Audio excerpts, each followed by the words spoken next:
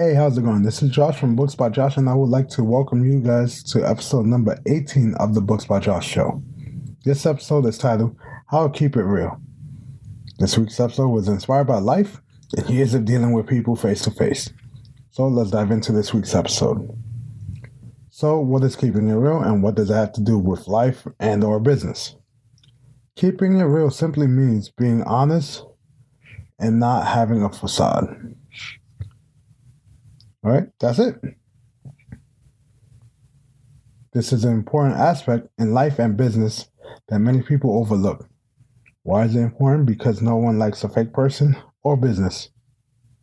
By the way, I'm doing air quotes when I say fake, because we're all real humans and real businesses, all right? Let me ask you guys this. Would you want a friend who is two-faced? You tell them one thing, they say it, oh, no problem, and then turn around, they turn that thing you told them behind your back, or they're acting completely different in front of other people. Or do you want to do business with a company whose moral values are questionable? That you don't know where your money's going or if the product's even real. That's why keeping it real is so important. I know many of you right now are thinking, hey, this sounds good in theory, which is true. But how does it apply in real world scenarios instead of these hypothetical questions? So let me give you guys some real world advice from my decades worth of experience dealing with clients face to face. Doesn't matter if it's clients, customers, regulars, hamburgers, or whatever you call them, they pay our bills. This is a fact. No matter if you're a business owner or just a worker, it applies to you. Why? Because without customers, we wouldn't make any money. Customers bring money into the business, and if you're an employee, the business pays your wage. It's common sense, okay? So, right now, we all know the common saying, which is the customer's always right. That's not the only saying we should know. It's another saying that I learned over the years of working face to face with people. Customers never forget. Right now, you're saying customers never forget. That has nothing to do with keeping real, but it does. Why does it have to do with keeping real? Because if you promise a customer you're going to deliver something, you better deliver. Because if you're not delivering on your promises, setting the right expectation, you're not keeping it real, guys. I worked with a guy and girls and everything. I worked with people who promised clients discounts, freebies, and credits, but they didn't always come through. They'll say, oh, don't worry, they won't remember this. By the time they remember, it'll be too late. Stuff of that nature. But this person never kept it real. So when they came back, they had complaints, or most of them were ready to leave and do business with other companies. Why? Because one employee was enough to change the person's perspective on a whole company. I've said this multiple times. Whatever company you work for or you're part owner of, you have to take ownership of that. The customer doesn't know that you're not the company. In their eyes, you are that company. You work in Burger King or McDonald's. To that customer, you're on Burger King or McDonald's. So they're going to vent their frustration out on you, even though you're just an employee, just like they are at their jobs. So how do you keep your word to keep it real here? I do my best to follow through on any promise that I make a customer. It could be something small, it could be something big. I've sometimes had to follow up with clients for a couple months to get their problem resolved. But I make sure to keep the clients updated, especially when it takes those couple months. Why? Because it shows that I'm actively working for them to make sure that I resolve their problem. By becoming a person of my word, my clients always brought their friends and family in. Not just to say hello, but to do business with me personally. So, my coworkers were losing customers while I was gaining clients. Why am I saying customers for my coworker? Well, because these people that he dealt with or she dealt with only did business with us once or twice. Whereas the people I dealt with, the clients, I did business across the span of years with them. Even when I left the industry, I kept in contact with them because I built up relationships with them, which is the segue to the next part. Keeping real doesn't just mean keeping your promises, because that's not that hard to do. Just follow through with what you say you will do. Nope, there's more to keeping real than just keeping promises. You have to be genuine in life. Genuine. Not Genuine the rapper, okay? In business, it's hard to do this because you have to be a decent human being. Some of us aren't that, let's be honest. But for those of you who are, let's talk about it. Remember, I just said I built the relationship. That's the next part. It's key. Build relationships with your clients. No, not those kind of relationships. Just learn about them. Talk to them. You have to make your clients comfortable with you. And by doing this, you're making sure that your interaction is memorable. Why is it important to make sure that each interaction is memorable? Because this means that they're going to come repeat times. Repeat. Meaning multiple times to do business. Small things like asking them questions about things like their hobbies, family, employment, stuff like that. We used to call it pro or network marketing. That was the whole thing. Family, recreation, family, recreation, entertainment, money, and something else. But that's the same thing. You have to get to know the people you talk to. If you know your client loves to fish, then use that to build a relationship with them. Find out their hobbies while you're talking, a little chitter-chatter while doing business. Because if you're working face-to-face with them, there's going to be some awkward dead silence while you're typing in the computer. They're getting something, signing papers. You understand? Break the silence. Make this small little chit-chat. And the next time you see them, hey, the weather's been nice. Did you go out fishing? I know the last time you told me you love to fish. Then you know what they said? Oh, wow. Yeah, I just went out there, hit some pictures.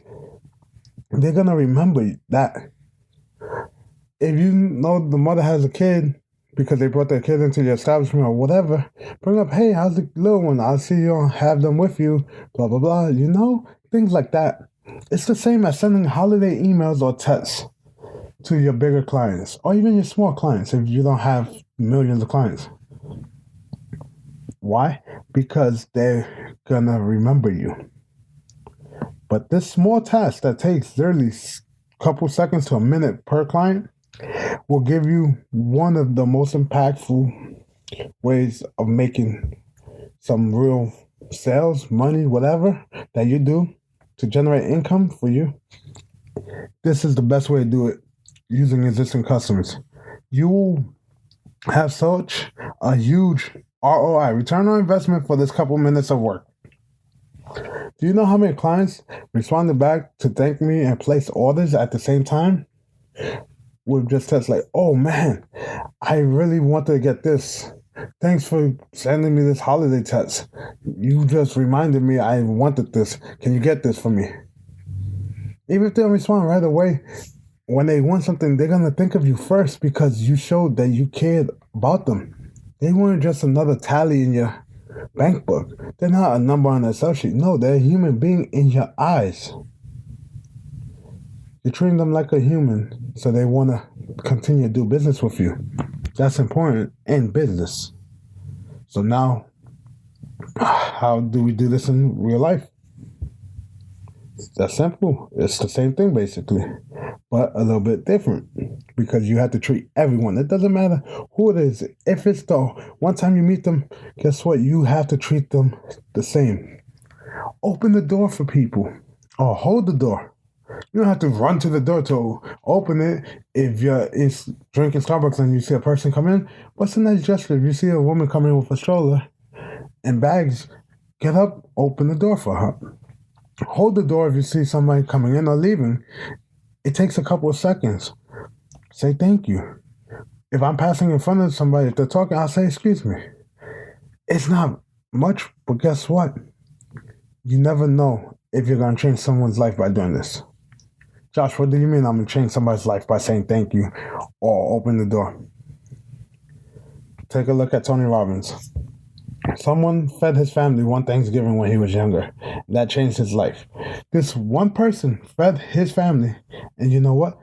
Millions of people are fed every year because Tony Robbins now donates money to help feed America through one of his foundations. This person could not have known that this one meal would lead to such a massive movement to end hunger. But that's the beauty of keeping it real. When you keep it real, you don't expect anything in return because you're not doing things to get a return on it. You're doing it out of the kindness of your heart. Think about it. You think I say excuse me just because I want to say, oh, no, don't worry about it, man. We were just shooting the shit, talking. Oh, no. I do it because it's manners. It's like you give up your seat to a pregnant lady or elderly. It's called manners. And keeping real and being true to ourselves is why all these motivational speakers and entrepreneurs all say that our gifts are the things that we will do and be happy if we never got paid a cent in our life. If you love, like I do, writing, talking, just being me, giving advice, things of that nature, if I never see a cent, guess what? I'm happy because I'm helping others.